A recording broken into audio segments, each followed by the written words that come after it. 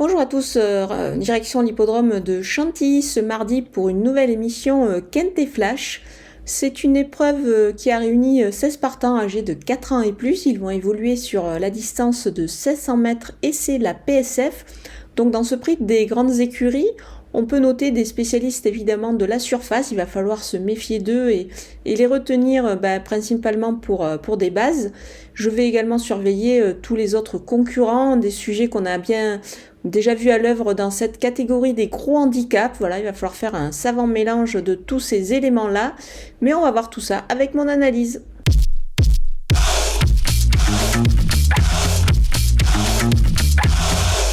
On attaque avec mes bases et le numéro 5, Brouillard, qui a été déclaré non partant. C'était dans le quintet du 1er mai. C'était un élève de Fabrice Vermeulen dont les chevaux ne pouvaient plus courir sous son entraînement. Du coup, là, il a changé d'écurie et il se présente au départ de ce gros handicap. Je pense qu'il a largement la pointure de pouvoir s'imposer. C'est un cheval qu'on a déjà vu bien courir dans cette catégorie-là. C'est pour cette raison qu'on va le retenir très haut. Le numéro 14, Chicho Boy, je préfère oublier son récent échec. C'est un cheval quand même qui est beaucoup plus, à mon avis, à son affaire sur la PSF et notamment celle de Chantilly où il avait réalisé de belles performances. La dernière fois, c'était le gazon et à Longchamp. Donc on peut dire que c'est peut-être cela qui a fait qu'il a échoué la dernière fois. Donc on le reprend en grande confiance. Le numéro 6, Oxalis, il a bien couru dans le quintet qui s'est disputé à Bordeaux. C'était le 25 avril dernier.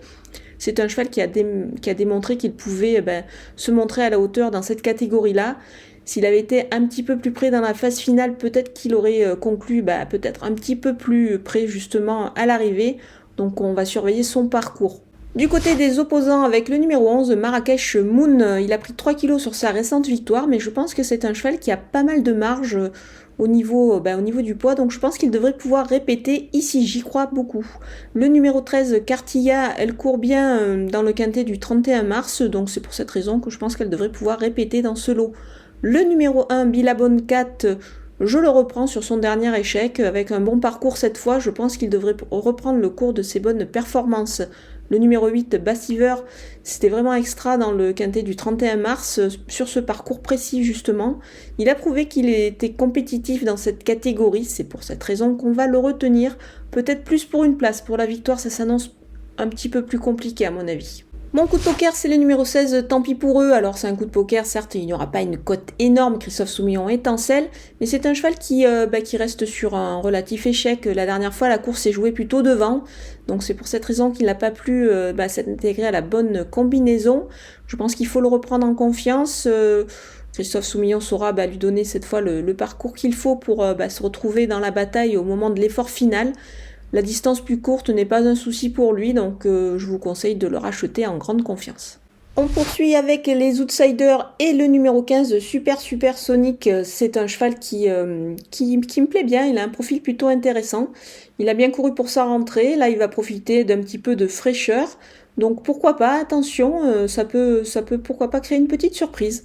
Le numéro 12, Cyrano, une première dans les handicaps en 37 de valeur, il passe un test ici, donc je vous conseille quand même de le surveiller un petit peu. Ce qui m'ennuie un petit peu dans cette catégorie sur ce parcours, c'est son numéro 16 à la corde, mais attention quand même.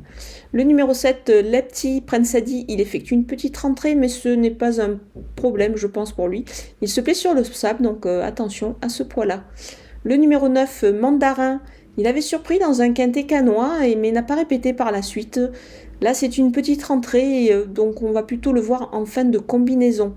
Le numéro 10, Lienisei, son poids est en baisse, mais il doit quand même un petit peu rassurer, donc on ne va pas totalement l'éliminer, mais on ne va pas le garder trop haut. Le numéro 2, It's All Dream, c'est plus compliqué avec 4 kg de pénalité. Il faut le voir plutôt en retrait ici, à mon avis. On termine avec les délaissés et le numéro 3, Nord-Est, qui a perdu 1,5 kg sur son récent échec. C'est sûr que son poids s'améliore un petit peu, mais ça me paraît quand même difficile ici. Le numéro 4, Kingsholm, c'est une petite rentrée. Il est un petit peu chargé. Moi, ça me paraît un petit peu compliqué pour lui dans cette épreuve. Voilà, on a passé en revue tous les partants de ce quintet plus de Chantilly. Je vous laisse avec ma sélection et mes conseils de jeu.